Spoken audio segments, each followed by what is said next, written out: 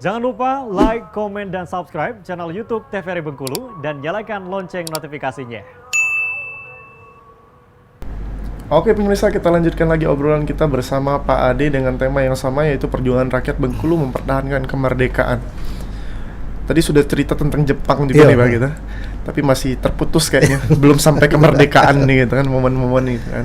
Apa nih Pak, momen-momen yang mendekati mungkin menjelang kemerdekaan di bulan Agustus yang selalu mungkin sejarawan gali nih, momen-momen penting untuk negara kita sendiri. Sebenarnya bukan hanya sejarawan ya yang menggali ya, pemerintah semuanya, daerah semuanya gitu kan, karena hari 17 Agustus adalah hari kemerdekaan kita. Yeah.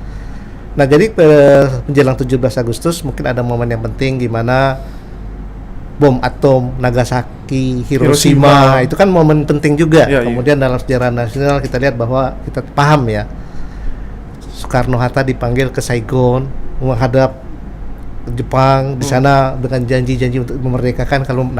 Itu adalah momennya ketika kembali 14 Agustus ke Jakarta, ada masyarakat yang tidak percaya bahwa bom atom setelah meletus di Nagasaki dan Hiroshima kita akan merdeka. Nah, ini ada terjadi beberapa semacam pertentangan ya di kalangan-kalangan pemuda kita waktu itu. Nggak mungkinlah Soekarno ingin memproklamasikan karena dia terikat dengan yang perjanjian perkataan ketika ke Saigon gitu kan. Nah akhirnya setelah ada segala macam itu semacam rintangan lah, 17 Agustus kita diproklamasikan di Pegangsaan Timur 56 itu.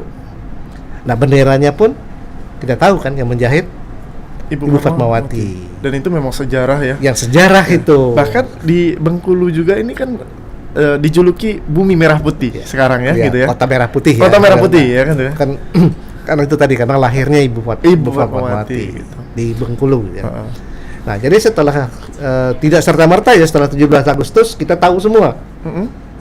Kan berita proklamasi di Bengkulu itu baru sekitar tahun bulan September sampainya itu. Oh iya. Jadi 17 Agustus itu baru Jakarta. Dan sekitarnya. Nah, berita di Bengkulu 3 September. Baru. Nah, kemudian ada berita itu, ada yang lewat darat, ada yang lewat koran, Palembang Simbun, itu baru memberitakan. Teknologi nggak ada mungkin. Belum. Radio mungkin ya? Telegram. Nah, berita tanggal 3 itulah makanya diterima telegram itu, karena itu masih dikuasai Jepang kan? Iya. Nah, itu keberanian aja orang Bengkulu untuk menaikkan. Karena petugasnya kan orang Bengkulu asli ya, mereka naikkan itu gitu kan. Naikkan bendera itu di kantor pos. Makanya kantor pos itu tempat bendera merah putih pertama kali dinaikkan. Oh, iya. Nah, itu momennya kan. Iya. Nah, itu baru pertama juga kita lakukan lagi kita tahun 2018 ya, upacara untuk mengenang kembali bahwa bendera itu pernah dikibarkan di situ pertama kali menaikkan bendera merah putih itu. Panjang sekali nih sejarahnya Pak ya. Panjang, nah ditambah lagi dengan setelah itu Jepang kan tidak serta kita menerima. Dia protes juga, nggak boleh itu. Nah rakyat juga protes, nggak mau kerja. Akibat nggak mau kerja, nggak mau masyarakat kota ya, yang ada di kota tidak mau bekerja dengan Jepang, tidak mau juga berhubungan. Jadi orang Jepang merasa tersisihkan ketika saat itu. Iya. Dan akhirnya benar-benar menjadi momen yang bersejarah untuk 17 Agustus juga Pak ya. Iya. Untuk seluruhnya gitu ya. Gitu. Walaupun masuknya juga bulan apa kita ke Bengkulu juga, tapi tetap momen-momen ini adalah momen-momen kemerdekaan.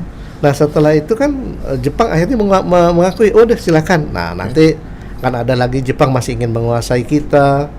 Kemudian juga yang lainnya, sehingga ada pertempuran di Pasar Bengkulu, di Kepahyang, di Tabarna, kemudian di Bengkulu Selatan, itu ada semua. Sehingga setelah itu clear, nah kita akan memasuki kembali yang agresi 1, agresi 2. Jadi clear kita itu pada tahun 1949 baru ada pengakuan kedaulatan oleh Belanda. Jadi masih panjang dari 4 tahun ya, dari 45 gitu ya. Berarti memang perjuangan rakyat Bengkulu itu bukan hanya sebelum kemerdekaan di 45, bahkan setelah kemerdekaan. Setelah itu gitu ya. Pemberontakan tetap ada, perlawanan tetap ada. Gitu. Baik, mungkin terima kasih Bapak ceritanya hari ini gitu kan, bahwa sejarah-sejarah yang sudah kita dengar semoga bisa kita gali lagi gitu. Bisa modal kita untuk semakin memperkokoh nih persatuan dan kesatuan bangsa dan negara kita gitu. Baik, Harapan terima kita kasih Pak. juga sama-sama. Ya, gitu. Dan untuk para pemirsa juga terima kasih sudah setia menonton di layar televisi kesayangan Anda. Saya Kula Nasrullah beserta kru yang bertugas pamit undur diri. Terima kasih atas perhatiannya. Wassalamualaikum warahmatullahi wabarakatuh dan sampai jumpa.